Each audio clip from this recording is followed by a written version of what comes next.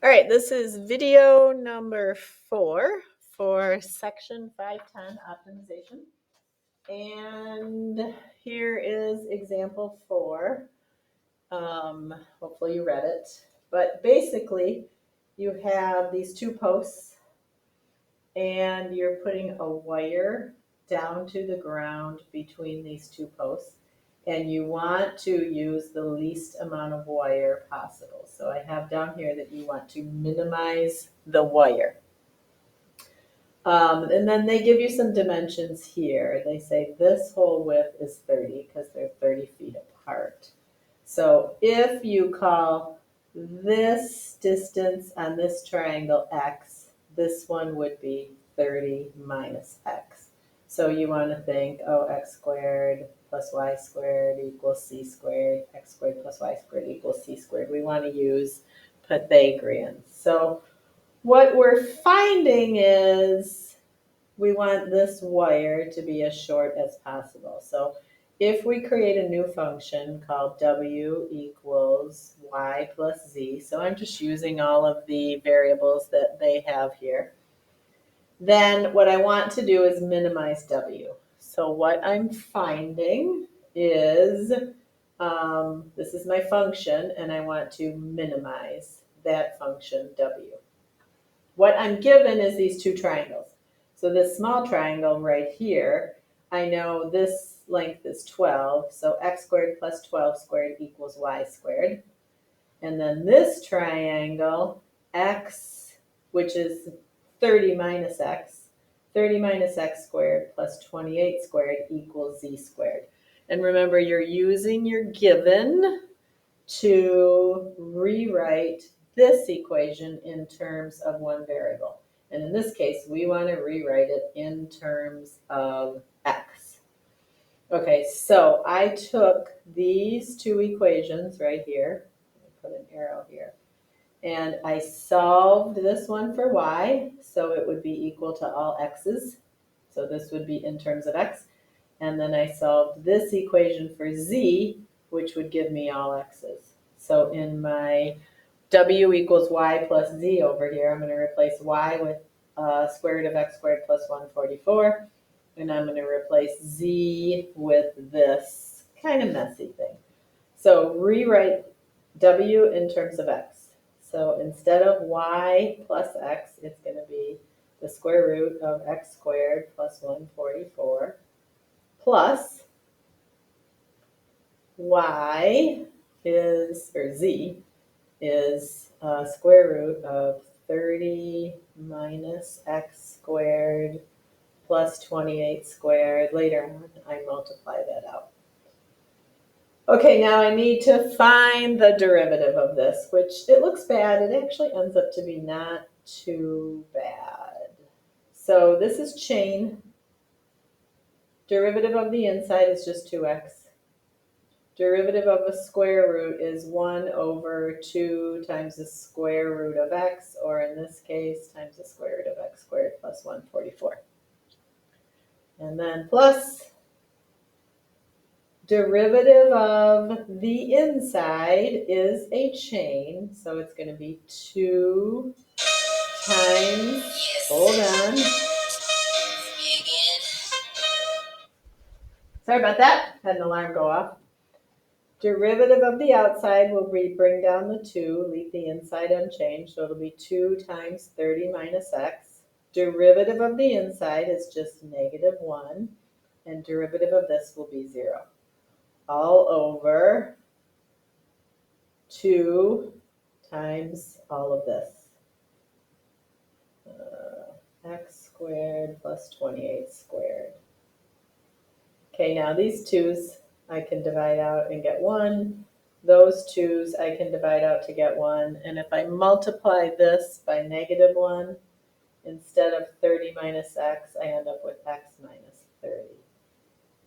So now I have x over square root of x squared plus 144 plus x minus 30 over I multiplied this all out. So I'll just give this to you. X squared minus 60x plus 1684. Hopefully you can read that.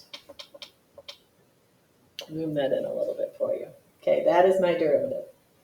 So I need to find out where that equals 0. This is where the calculator stuff comes in.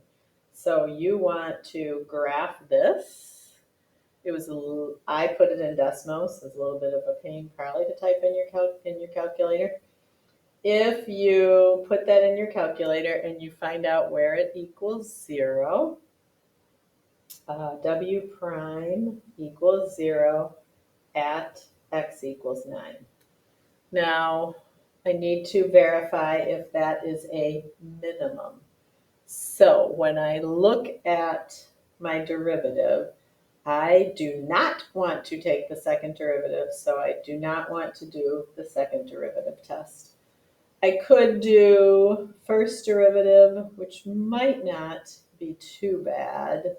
Do a sign chart using first derivative. You could definitely try that. So you would put 9 here and see if your derivative is negative or positive over here.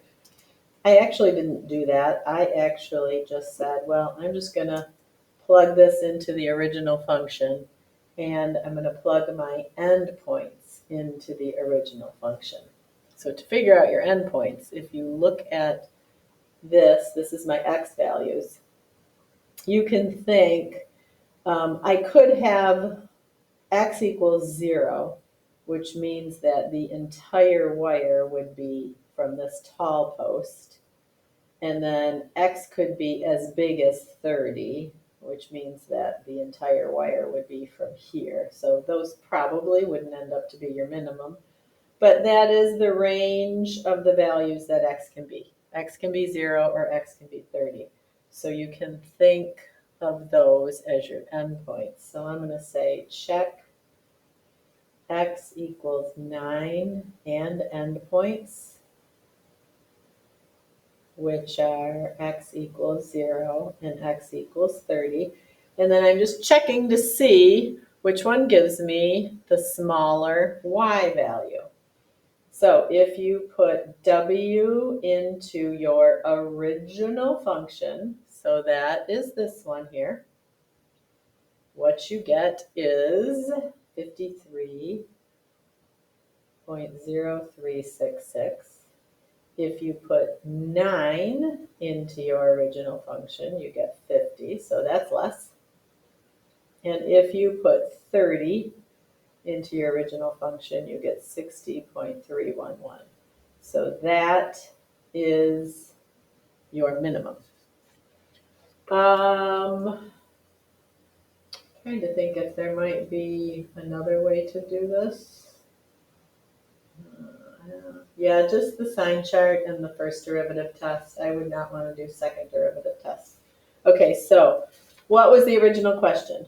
Where should the stake be placed to use the least amount of wire? So we said x should be 9. So it should be placed 9 feet from the shorter post, and then 30 minus 9, or 12 feet from the taller post. Okay, so let's answer the question they asked. The stake should be placed 9 feet from, I'll say, the 12-foot post. Or pole post. And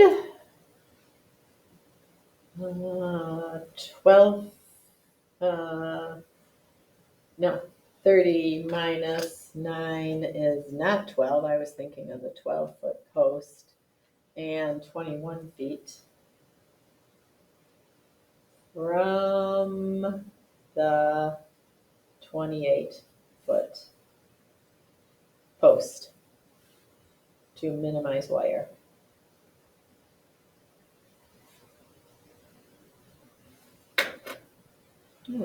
kind of zoomed in a little close there. Okay. All right. That is example 4.